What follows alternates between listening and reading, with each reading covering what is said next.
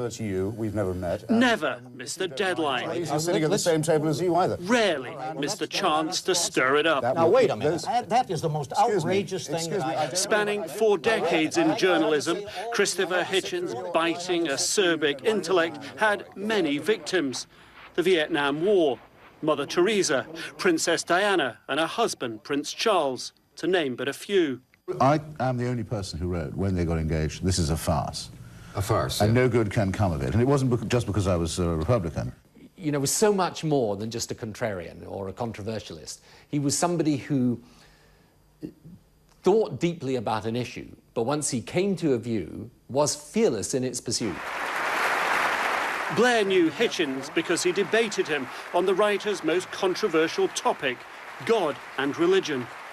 Once you assume a creator and a plan, it makes us objects in a cruel experiment whereby we are created sick and commanded to be well. I'll repeat that. Created sick and then ordered to be well.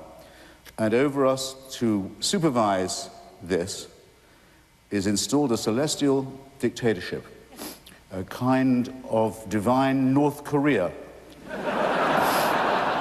He wasn't unpleasant about people who themselves had faith. The debate we had was tough and hard, but was actually very good-natured at the same time.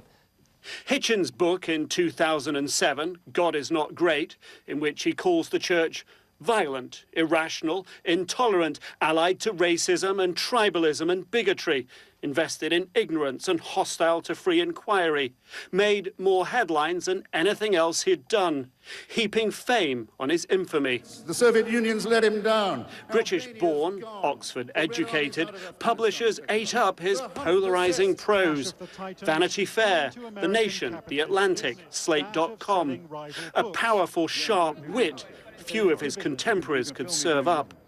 But as his life began to fade, ravaged by cancer, fueled in part by his love of cigarettes and drink, it seemed he was as tough on himself as those he scorned.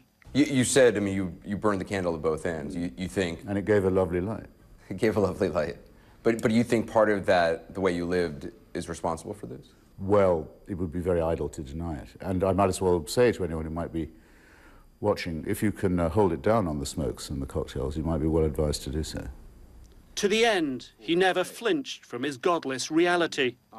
I do resent, always have resented, the idea that it should be, in some way be assumed that now you may be, now that you may be terrified, say, or miserable, or as it might be depressed, surely now would be a perfect time for you to abandon the principles of a lifetime. I've always thought this to be rather a repulsive mode of approach.